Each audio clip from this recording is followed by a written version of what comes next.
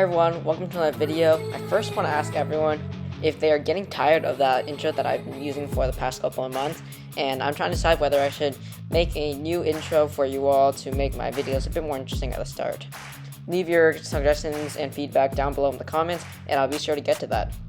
So this is the Rhino Crash Chase race, and this was definitely the hardest race that I had done in a super long time, because I had been, as I have said in previous videos, I've been doing cross country, so I wasn't doing much Zwifting, and this race, it's generally not too hard for me. I've done this race a couple of times previously with around the same number of people. I won one of the times, which was actually one of my first major wins in category B, and this time I decided to just come back because I felt like I needed to do another Zwift race, and I was really anxious because I hadn't done a Zwift race in a long time. So right now you can see that the B's and A's are already together. The A's had caught when you see that big red spike on my graph around 3 minutes before this time of recording, and B and A are about to catch category C, which is about to cause a humongous mess, and you're going to see that happen in just a bit. But I want you all to notice that my power is already around 200, and my heart rate is at almost 200 too. So, and that is obviously not good because you can see that I'm already suffering, and it's about to make things a whole lot higher. So what I really should have done in this situation was I should have surged up to around 250 to 300 watts when we were passing the C riders, because I should have known better,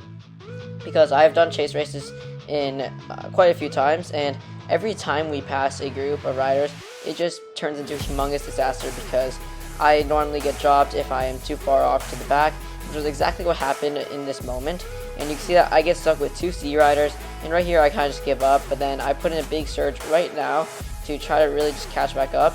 and that really it doesn't work because I've already lost the group and my speed is already too low for me to catch back on, and I end up just easing off here because I know that there's no shot at me catching back up to the group because they're traveling at around 32 miles per hour. So I decided to just spam via the riders and watch to see the finish of the higher end riders to see what I would have been up against if I were to actually stick with the group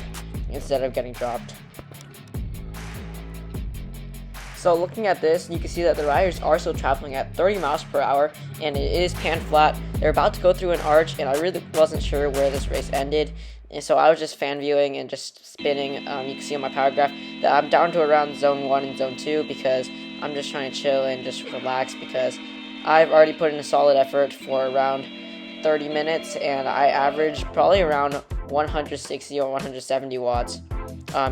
during that time. So you can see right here that they just went through the sprint banner. A lot of riders are using their power-ups, which is a very smart idea, because if you don't have a power-up that is ideal, it's definitely good to use it so that you can get a new power-up, such as an aero boost, which will really help you in that finishing sprint. And right here you can see riders are starting to ramp up for that finishing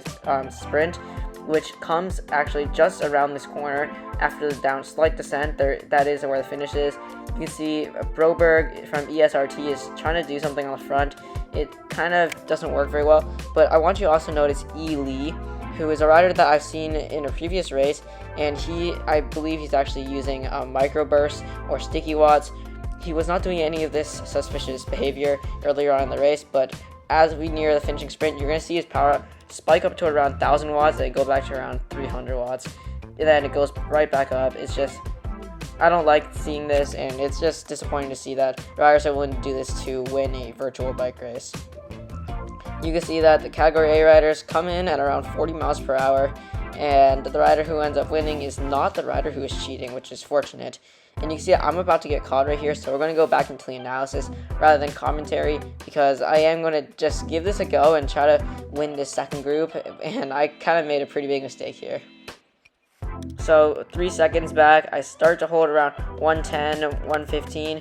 and then right here, once you're around 2 seconds back and I can see them approaching on that mini-map, I bring my power up because I know they're going to fly right by, and that's when I put in a pretty big surge up to around 310 watts, 300 watts, just to try to really lock onto that jack before the slight descent, because if I were to not lock into the jack before the descent, I probably would have gotten dropped, and it wouldn't have ended well, or worse than it already ended. At this point, my heart rate is already 190 because I was suffering earlier, and look, you can see that 0.2 miles left, and I'm about to start my sprint, but I'm just waiting until the very last moment possible so I can really maximize the power in that sprint. And I'm going to turn on my draft boost just about here, and I surge up to around 300-400 watts, but it is not quite enough to pull off a win in the second group. I do pass quite a few riders, and I end up coming, I believe it was 22nd, and you're going to see that come up right here. And that was not an ideal race for me, but I definitely learned some things, and I know I definitely need to get back into cycling fitness for this upcoming Zwift season. Thank you all for watching. I got some more videos coming up soon, so stay tuned, ride on, please like, subscribe, and see you all next time.